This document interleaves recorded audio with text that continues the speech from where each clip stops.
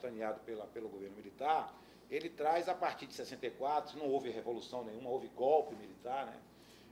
Ele traz uma outra tônica para a relação política, sociológica, e por que não dizer? E aí, por consequência disso, atinge também o esporte, a educação física, que no início da década de 70, portanto, passa a ter uma outra grande referência, que acaba com a Olimpíada Baiana Primavera, que era um modelo de esporte hegemônico da época, e passa a acontecer um movimento internacional que o mundo todo conheceu com 3 letras, o EPT, Esporte é para Todos, que era uma perspectiva que o governo militar tinha de compreender o esporte numa perspectiva de massificar o esporte para que todas as pessoas pudessem, esse era o discurso do governo militar, pudesse estar praticando esporte. Com isso estaria concedendo à sociedade brasileira uma possibilidade de ampliar os espaços de esporte para todas as camadas sociais.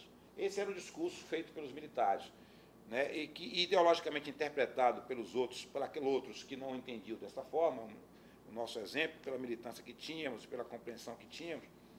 Na época fazíamos parte dos movimentos sociais através dos grêmios, dos movimentos estudantis, etc., dos partidos políticos, exemplo do Partido Comunista Brasileiro, o PCBão, entendia de que, naquela ocasião, o governo militar se apropriava do esporte com um mecanismo de alienação quando queria que ocupar a vida do trabalhador brasileiro, do estudante brasileiro, para não estar na rua lutando ou brigando contra o regime militar. Então, em princípio, o esporte se viu nesse momento aí, e aí a professora Cátia Brandão Cavalcante tem um livro fantástico, que, na nossa opinião, é talvez um dos grandes best-sellers da educação física brasileira dos anos 80, portanto, quando ela escreve Esporte é para Todos, um discurso ideológico, e traz uma perfeita interpretação desse momento político histórico da educação brasileira e do esporte e da educação física. Então, esse foi marcado aí pelo EPT, que tinha nessa perspectiva aí, acabou se proliferando as colônias de férias,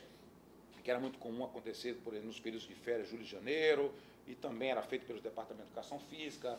Existia, na época, o MEC, tinha a sua Secretaria de Educação Física e Esporte, que era responsável pela organização dos JEBs e treinamento de professores, que não, na época não existia ainda na Bahia.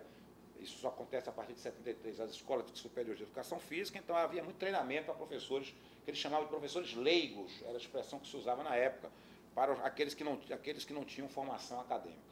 Então, o MEC, junto com a Secretaria de Educação e o DEFRE, faziam esses cursos de treinamentos no interior. Muita gente foi, entre aspas, formado por esses cursos, né, pelo menos atualizados, vamos assim dizer, na época, por esses cursos. E, inclusive, num momento mais já início da década de 80, eu faço parte já desse grupo também que contribui com esses cursos. Tem muito treinamento no interior, né, para professores de educação física, enfim, no estado da Bahia e pela Delegacia Regional do MEC, no Maranhão, no Ceará, na Paraíba, enfim, em Vitória do Espírito Santo, em todo que é lugar, a gente andou trabalhando, fazendo isso um pouco. Então, a década de 70 tem um grande avanço significativo para a história da gente, que é o advento da criação da Escola de Educação Física. Até então não tinha, havia um projeto construído por um grupo de professores a partir de José Estrela, de Alci, Messê e Miranda, para se construir a primeira escola pública baiana. Seria uma escola estadual, que funcionaria inicialmente no ICEA.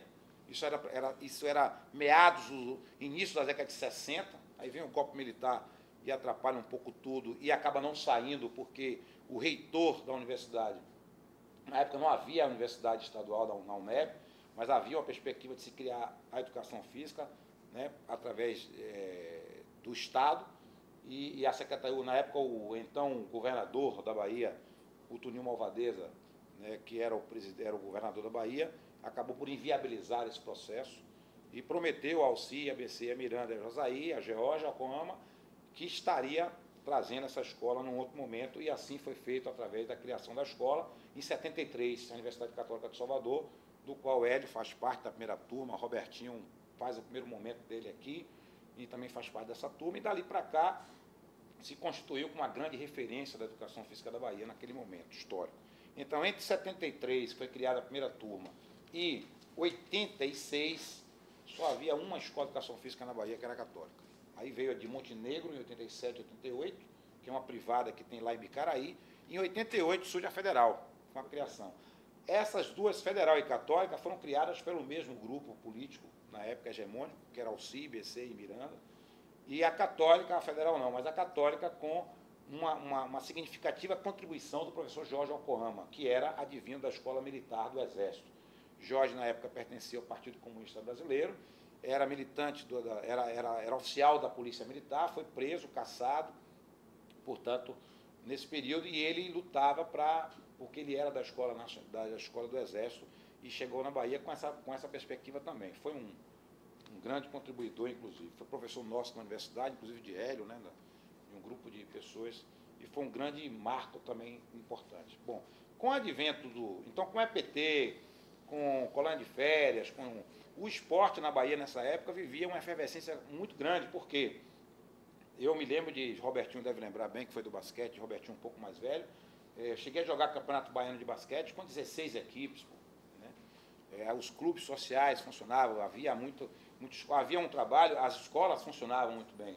Então, os alunos, nós aprendíamos a jogar nas escolas, íamos para os clubes sociais e dávamos continuidade a isso. As federações eram muito fortes. Então, havia, nesse sentido, um projeto interessante. Como nos anos 80, há uma grande ruptura na educação física brasileira, e a Bahia não está fora desse processo, que é um momento de construção, eu diria de reconstrução, talvez, de uma nova cara para a educação física brasileira, de uma nova imagem, e aí entrando os condicionantes mais sociológicos, antropológicos, filosóficos, para compreender a educação física como uma cultura corporal, né? E aí, sem defender esta ou aquela posição, esse ou aquele paradigma, mas, enfim, trazendo aí esse enfoque da discussão aqui, 80, a gente passa uma página e passa, aí sim, construir... Aí,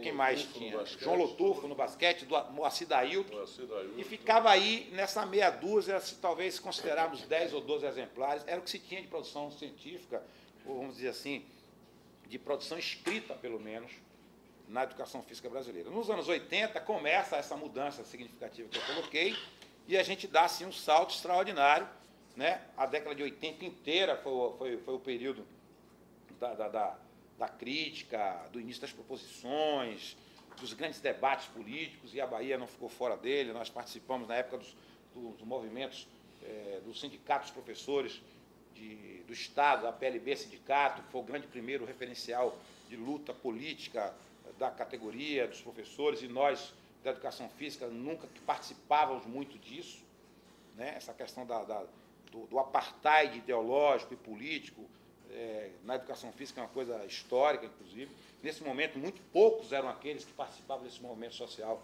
dos sindicatos, e eu posso citar como exemplo aqui Maurício Neri, Fernando Reis, Acúcio Esteves, Antônio Bahia, eu, e talvez, que eu me lembre agora, nesse momento histórico, que participavam desses movimentos através do sindicato. Depois veio o Simpro, que é o Sindicato dos Professores Particulares, né, também, que houve uma militância muito grande, mais precisamente minha, de Bahia, nas instituições privadas. E esse momento foi um momento também das APEFs, né, da Associação dos Professores de Educação Física, que foi um movimento onde os professores se reuniam, que tinha muito mais uma perspectiva de lazer, de entretenimento, de se encontrar, do que fazer alguma relação política disto, ou de construção política, sociológica ou ideológica nesse sentido. Era uma coisa muito mais ingênua, vamos dizer assim, muito mais pura. Claro que dentro desse processo havia construções, recortes desses ou daqueles grupos. Eu me lembro que a APEF do Rio Grande do Sul era muito forte, a APEF de São Paulo era muito forte, a Bahia, nós tínhamos um grupo muito forte, e aí liderado nessa ocasião por nós, e mais César Leiro, Dinho, da Costa, era um grupo, Ivan Novaes, uma grande referência também, participante desse movimento, enfim. E ali, nesse movimento, nós fizemos grandes contribuições, participamos de grandes eventos da FEBIAPEF, as grandes discussões, a criação, um momento da educação física masculina